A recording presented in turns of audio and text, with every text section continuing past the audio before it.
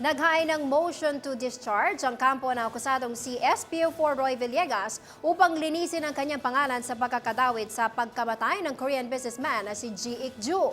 Umaasa ang kampo ni Villegas na papaboran sila ng hukuman at may laladhala ng pulis ang dahilan sa likod ng pagkapaslang kay Ji Ik-ju. Narito ang report ni Rainiel Pawid.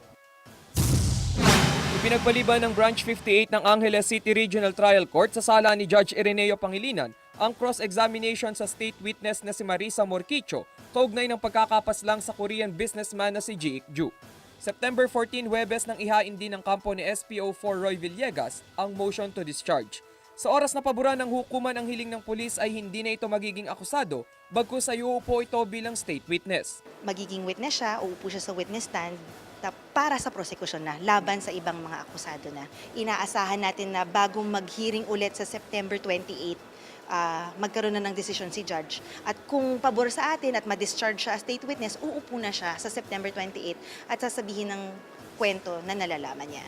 Umaasa rin ang kampo ni Villegas na sa oras na malinis ang kanyang pangalan ay makababalik na ito sa tungkulin. Since naka-motion for reconsideration yung pag-discharge sa kanya sa police, pwede nating i-manifest ito na wala naman ng kasong nakasampa sa kanya. Kung madi-discharge siya, baka pwedeng maibalik siya sa serbisyo.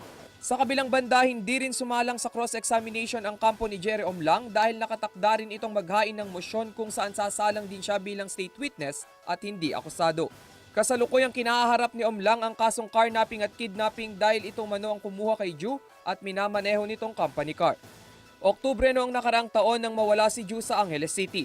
Sa pagkamatay ni Ju ay nadawit din ang pangalan ng pulisya na kinasangkutan din nila SPO3 Ricky Santa Isabel, Police Superintendent Rafael Dumlao at SPO4 Roy Villegas. Kasalukuyang kinaharap ng mga pulis ang kasong kidnapping and serious illegal detention. Ako si Rainiel Pawid para sa Metro Central Luzon News.